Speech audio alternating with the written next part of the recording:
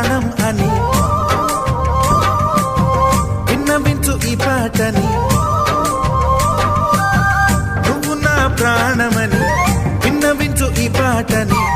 ఎక్కడో దూరానున్నా చుక్కలే విన్నా గాని కదిలించలేదా కాస్త కూడా నీ మనసుని. పరదాలు దాటి ఒక్కసారి పలకరించవేమి. అందరినీ ఇలా వెంటపడి అడగాల సరదాగా నువ్వే ఎదురైతే సరిపోదా. నిద్రపోతున్న రాత్రి నడిగా గుడికి చేరిన గువ్వల నడిగా